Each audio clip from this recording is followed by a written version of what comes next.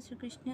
चर्चा कर रहे हैं त्याग पर, क्योंकि ये जो त्याग है वो जीवन में बहुत ज़रूरी है। पर यहाँ पर जो त्याग की परिभाषा है वो जब हम गलत समझ लेते हैं तो वो जो त्याग हमें सुख की प्राप्ति करवाने वाला होता है वो हमें दुख की प्राप्ति कराने लग जाता है। वो क्यों होता है? क्योंकि हम उस त्याग को गलत समझ लेते हैं। है तो वो त्याग ही, पर अगर उसे हमने सही प्रकार से नहीं समझा तो हम अपने जीवन में सही प्रकार से उसका उपयोग भी नहीं कर पाएंगे, और जब हम किसी चीज़ का दुरुपयोग करते हैं तो वो दुखद परिणाम ही लाता है। तो आप देखिए कि ये जो त्याग है वो त्याग किया तो जाता है, पर जब हम त्याग शब्द को कहते हैं तो हमारे सामने क्या आता है? केवल एक वेशभूषा आती है, एक स्थान आता है, कुछ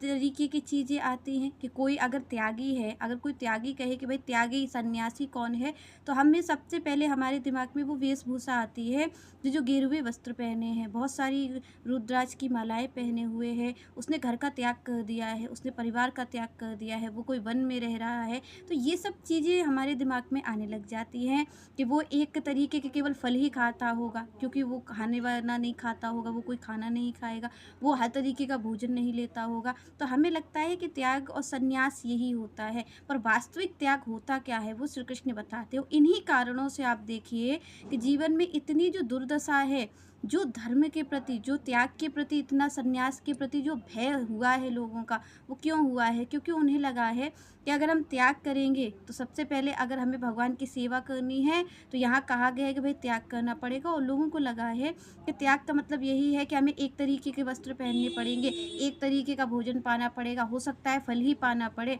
हो सकता है कि हमें ये जो अपना घर परिवार छोड़ करके हमें कहीं और रहना पड़ जाए। तो ये सब जो है इस भय के कारण ही लोगों को लगा है कि भाई हम त्याग नहीं करेंगे, और लोग धर्म से दूर जाते रहे हैं।